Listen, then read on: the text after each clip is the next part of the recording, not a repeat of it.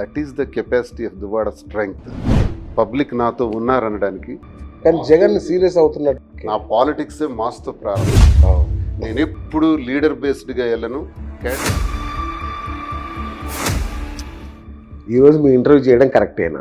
మా ఏజ్ లో ఇలా నిర్ణయం తీసుకొని ఒకరు అండర్స్టాండింగ్ గా ఉండి ఒకరి కష్టాల్లో ఒకరు పాలు పంచుకుంటూ ఒకరికొకరు సపోర్ట్ చేస్తూ ముందుకెళ్ళడం. సో మాకంటే ప్రేమికులు ఎవరు లేరని నేనైతే అనుకుంటున్నాను.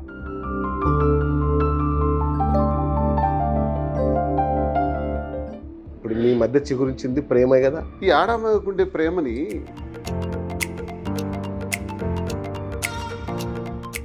తన వల్లనే మీ ఇంట్లో గ్యాప్ స్టార్ట్ అయిందా? అంతకు ముందు కూడా గొడవలు ఉన్నాయా? ఒంటరిగా కారులో పడుకున్న విషయం ఈ ప్రజలకు తెలుసా? మా ఇద్దరికి కలిపి 5 పిల్లలు అనుకుంటున్నాం. కానీ మీ పిల్లలు మిమ్మల్ని ఇష్టపడట్లేదుగా. ఇష్టపడని పడకపోదు.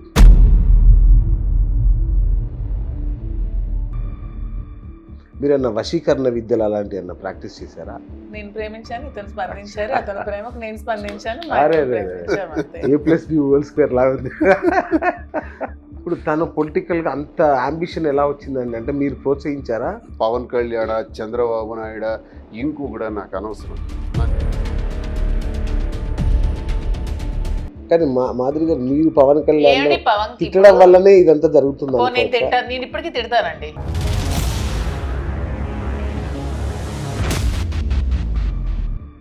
ఈ వీడియో ఎవరిదండి ఇది?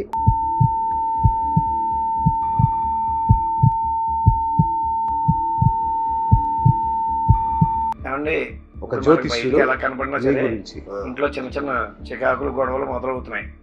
అవునా? ఇబ్బందులు పడుతున్నారు. ఓకే. అది తెలిసిన వాళ్ళకి తెలుస్తుంది, ఇంకా లేదు బయటికి. ఇప్పుడు మన ఇద్దరం కొట్టుకుని బయటకు వచ్చామరా అంటే మళ్ళీ ఇదో ఇబ్బంది, మళ్ళీ కెమెరాలన్నీ మమ్మల్ని మూసేస్తాయి. నీకేంటి అంత ఇదిగా ఉంది?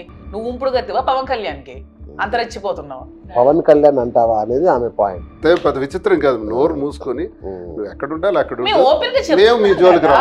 అనవసరంగా మాట్లాడితే మాత్రం మీ మచ్చలు కూడా తీసేయాల్సి వస్తుంది. సమాజానికి ఏం సందేశం ఇస్తున్నారు అంటది. ఎవరో పెద్ద ఇంటర్నేషనల్ వీళ్ళందరూ శ్రీరామచంద్రుడు లాగా, పెద్ద పతివ్రతల్లాగా, ఏదో దువ్వాడ శ్రీనివాసే తప్పు చేసినట్టు, ఈ సీనియర్ నాయకులు ఎప్పుడు ఆడవాళ్ళనే చూడనట్టు పెద్ద పతితుల్లాగా వెళ్ళి శ్రీనివాస్ గారికి సహజీవనం వాళ్ళ చేయొచ్చా? లీగల్. అదే కదా 497 లిఫ్ట్ చేసేసింది. మరి జగన్ దాదాపు 12-13 ఏళ్ళు జనంలో. నా ప్లేస్ లో అచ్చెన్నాయుడు నాలా ఓడిపోయింటాడు ఎప్పుడు ఊరేసుకు. ఎందుకు అచ్చెన్నాయుడు గారికి మీకు ఎందుకు అంత వైరం? అంటే రాజకీయమేనా? ఎర్రన్నాయుడు ఫస్ట్ నేను ఏ వ్యాపారం అయితే చెప్పాను వరల్డ్ క్లాస్ మెటీరియల్ దాని మీద టార్గెట్ పెట్టాడు. దువ్వాడ శ్రీనివాస్ అనేవాడు పదవులతో పనిచేయలేదు. మరి ఇప్పుడు ఆ ఇన్ఛార్జ్ మిమ్మల్ని తొక్కేస్తున్నాడుగా. మమ్మల్ని తొక్కడం ఏంటి? వాడెంత వాడు బతికెంత? మమ్మల్ని తొక్కడం ఏంటి? శ్రీనివాస్ గారు కాలి గోటికి పరికిరాడు. పర్సనల్ ప్రాబ్లమ్స్ ని ఏదో ఎత్తి చూపించి. మీ ఇద్దరిని చూస్తుంటే ఎన్టీఆర్ లక్ష్మీ పార్వతి లాగా. రామారావు గారి గురించి అర్థం చేసుకుంటే, ఆ పరిస్థితులను అర్థం చేసుకుంటే ఆయన ఎందుకు వివాహం చేసుకోవాల్సింది వచ్చింది అన్నది అర్థమవుతుంది తప్ప ఇష్టానుసారం నోటుకొచ్చినట్టు మాట్లాడి లక్ష్మీపార్వతి గారిని విమర్శించడం.